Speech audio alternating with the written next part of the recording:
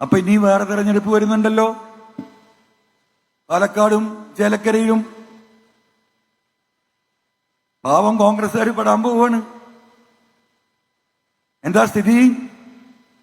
പാലക്കാട് BJPക്ക് കച്ചവടം ഉറപ്പിച്ചു കഴിഞ്ഞു. അതിന്റെ അലയൊലികൾ അവിടെ ആരംഭിച്ചു കഴിഞ്ഞു.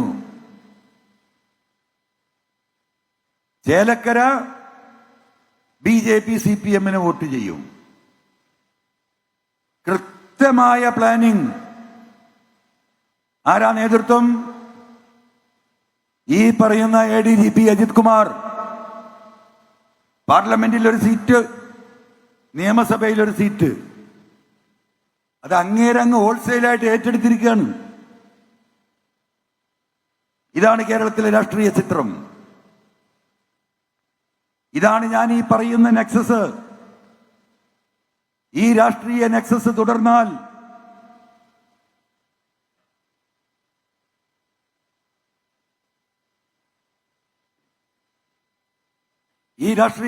തുടർന്നാൽ എന്ത് നീതിയാണ് കേരളത്തിലെ ജനങ്ങൾ പ്രതീക്ഷിക്കുന്നത്? നമ്മളൊക്കെ പ്രതീക്ഷിക്കുന്നതിനപ്പുറമാണ് ഈ നെക്സസിന്റെ വലിപ്പം. ഇതിലെല്ലാ പാർട്ടിയിലെയും ഉന്നതരായ നേതാക്കന്മാരുടെ ചില വിഭാഗങ്ങളുണ്ട്. എന്താണ് മാമി കേസ് എവിടെയും എത്താത്തത്? 13 മാസം മുമ്പ് കോഴിക്കോട്ട് അങ്ങാടിയിൽ നിന്ന് ഒരു സാധാരണ മനുഷ്യനെ പോലെ കൂട്ടുകാരോടൊപ്പം വണ്ടിയിൽ കയറിപ്പോയ മാമിയെ കാണാനില്ല. ടൗണിൽ നിന്ന് 13 കിലോമീറ്റർ മാത്രം ദൂരമാണ് മാമി സഞ്ചരിച്ചിട്ടുള്ളത്. ടവർ ലൊക്കേഷൻ അങ്ങനെയാ പറയുന്നു. എവിടെ പോയി മാമി? അവിടെയാണ് ഈ നെക്സസ് പ്രവർത്തിക്കുന്നത്. ഒന്നും അറിയാത്ത ഒരു സാധു പയ്യൻ റിദാൻ ബാസിൽ എങ്ങനെയാണ് കൊല ചെയ്യപ്പെടുന്നത്? ഈ കള്ളക്കടത്ത് സംഘവുമായി ബന്ധപ്പെട്ട ADGP അജിത് കുമാറും സുജിത് ദാസുമായി ബന്ധപ്പെട്ട ചില വിവരങ്ങൾ ഈ റിദാൻ ബാസിലിന്റെ ഫോണിലുണ്ടായിരുന്നു അത്രേ. ഇടക്കാലത്ത് റിദാൻ ബാസിലിനെ പോലീസ് ഒരു ഇൻഫോമറായി ഉപയോഗിച്ചിരുന്നു. ആ ഇൻഫർമേഷന്റെ ഭാഗമായി പോലീസുമായി ബന്ധപ്പെട്ട ചില വിവരങ്ങൾ, വീഡിയോകൾ, വളരെ അപകടകരമായ ഫോൺ സന്ദേശങ്ങൾ റിദാൻ ബാസിലിന്റെ കയ്യിലെത്തുന്നു. റിദാൻ ബാസിൽ ഏറ്റവും അടുത്ത അവന്റെ ഉത്തരവാദിത്തപ്പെട്ടവരോട് ഈ കാര്യങ്ങൾ സൂചിപ്പിച്ചിട്ടുണ്ട്. കാരണം അതിനൊരു വർഷം മുമ്പ് ഈ ഡാൻസ് ഓഫ് സംഘം ഈ റിദാൻ ബാസിലിനെ ഒരു മയക്കുമരുന്ന് കേസിൽ ഉൾപ്പെടുത്തി 1 വർഷത്തോളം ജയിലിലടച്ചതാണ്. ജയിലിൽ നിന്നാണ് മറ്റു ചങ്ങാത്തങ്ങൾ ഉണ്ടാകുന്നത്.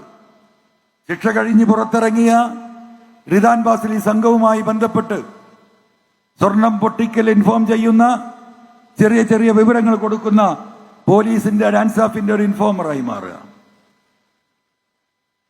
അപ്പോ പോലീസിനെതിരെ പ്രതികാരം ചെയ്യാനുള്ള നല്ലൊരു മനസ്ഥിതിയോട് കൂടിയിട്ടാണ് കരുതി കൂട്ടി ഈ റിദാൻ ബാസിൽ ഇൻഫോമറായി മാറുന്നത് എന്നാണ് ഞാൻ മനസ്സിലാക്കുന്നത്. പക്ഷെ പോലീസിനത് മനസ്സിലാക്കാൻ കഴിഞ്ഞില്ല. കുറച്ചങ്ങോട്ട് പോകുമ്പോഴാണ് ഈ കള്ളക്കടത്ത് സംഘത്തിന് ഈ കാര്യങ്ങൾ പിടികിട്ടുന്നത്. എന്തിനേറെ പറയുന്നു, മലപ്പുറം ജില്ലയിലെ ഒരു പോലീസ് ഓഫീസറോട് ഈ മരിക്കുന്നതിന്റെ 2 മാസം മുമ്പ് ഈ കുട്ടി പറഞ്ഞിട്ടുണ്ട്, എൻ്റെ അടുത്ത് ചില തെളിവുകളുണ്ട്, അത് ഞാൻ പുറത്തുവിടും. ഒരു പക്ഷേ ആ വിവരം അറിഞ്ഞാൽ അവർ എന്നെ ഇല്ലായ്മ ചെയ്തേക്കാമെന്ന് അന്ന് പോലീസിൽ പ്രവർത്തിക്കുന്ന ഒരു പോലീസ് ഉദ്യോഗസ്ഥനോട് റിദാൻ ബാസിൽ പറഞ്ഞിരിക്കുന്നു. SITയുടെ അന്വേഷണം ഇപ്പോഴും എവിടെ എത്തുന്നില്ല.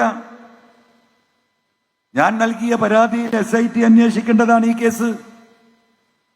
SIT അതിന്റെ ഇനീഷ്യൽ അന്വേഷണം നടക്കുന്നതിനിടക്ക് തന്നെ ഈ അന്വേഷണം മരവിപ്പിച്ച് കിട്ടാൻ എടവണ്ണ പോലീസ് ഈ കേസുള്ള മഞ്ചേരി കോടതിയിൽ വിചാരണ നിർത്തിവെക്കണമെന്നും പുനരന്വേഷണത്തിന് അവർക്ക് ഉത്തരവ് കൊടുക്കണമെന്ന് പറഞ്ഞ് അപേക്ഷ നൽകുന്നു. കോടതി ആ അപേക്ഷ അംഗീകരിക്കുന്നു. കോടതിക്ക് അങ്ങനെ ഒരു അപേക്ഷ വന്നാൽ അത് അംഗീകരിക്കുകയല്ലാതെ മാർഗമില്ല. അപ്പോ SIT നിന്ന് അത് പോയി. ഇപ്പൊ ആരാ അന്വേഷിക്കുന്നത്? മുന്നേ അന്വേഷിച്ച അതേ സ്റ്റേറ്റ് പോലീസ്, അജിത് കുമാർ. അങ്ങനെ കൂട്ടുപിടഞ്ഞു കിടക്കുന്നു. ഇതാണ് നാടിന്റെ അവസ്ഥ. സുജിത് ദാസ് IPS മലപ്പുറം ജില്ലയിൽ SP ആയി വന്നതിന് ശേഷം ഈ മലപ്പുറം ജില്ലക്കുണ്ടായ പോലീസിൽ ഈ ഡാൻസ് ഓഫ് സംഘത്തെ ഉപയോഗിച്ചുകൊണ്ട് വലിയൊരു ക്രിമിനൽ സംഘം പോലീസിൽ രൂപപ്പെടുകയാണ്. അവരുടെ ജോലി മയക്കുമരുന്ന് കച്ചവടം. മയക്കുമരുന്ന് അവർ തന്നെ ഇറക്കുമതി ചെയ്യുന്നു, അത് വിൽക്കാൻ ആളുകളെ ഏൽപ്പിക്കുന്നു. അവരിൽ നിന്ന് തന്നെ ഇരകളെ കണ്ടെത്തി കേസിൽ കൊടുക്കാൻ അപരാധികളോടൊപ്പം അപരാധികളുടെ എണ്ണം തികഞ്ഞില്ലെങ്കിൽ നിരപരാധികളെ കേസിൽ ബുക്ക് ചെയ്യുന്നു. എത്ര എണ്ണം സർക്കാർ ഉദ്യോഗസ്ഥൻ ജാമ്യം നിൽക്കേണ്ട പല കേസുകളിലും. കാരണം റിക്കവറി നടത്തുമ്പോ തഹസിൽദാർ ഉൾപ്പെടെയുള്ള ഉദ്യോഗസ്ഥന്മാരുടെ സാന്നിധ്യത്തിൽ വേണം ഇത് റെക്കോർഡ് ചെയ്യാൻ. ആ റെക്കോർഡ് ചെയ്ത പല കേസുകളിലും ഈ പറയുന്ന റവന്യൂ ഉദ്യോഗസ്ഥന്മാർ ആ സ്പോട്ടിലില്ല. പക്ഷേ അവരെ കൊണ്ട് സ്റ്റേറ്റ്മെന്റ് എഴുതി ഒപ്പിടിച്ചു വാങ്ങിയിരിക്കുന്നു. അവരുടെ സാന്നിധ്യത്തിലാണ് ഈ മയക്കുമരുന്ന് പിടികൂടിയിട്ടുള്ളത് എന്ന്. പക്ഷേ അവരുടെ ടവർ ലൊക്കേഷൻ ആ സമയത്ത് പരിശോധിച്ചാൽ ഈ പറയുന്ന തിരൂര് താനൂര് പാലത്തിന്റെ ചോട്ടിലൊന്നും ഈ വില്ലേജ് ഓഫീസറും ഈ പറയുന്ന താലൂക്ക് ഉദ്യോഗസ്ഥരൊന്നും ആ സ്ഥലത്തില്ല.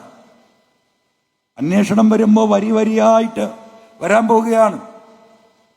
നിരപരാധികളെ ജയിലിൽ തള്ളിയ കേസുകൾ സത്യസന്ധമായി അന്വേഷിക്കുകയാണെങ്കിൽ ആ കേസ് ഈ സാധാരണ മനുഷ്യരെ കുടുക്കി ജയിലിലടച്ച ഉദ്യോഗസ്ഥന്മാർ ജയിലിലേക്ക് പോകും.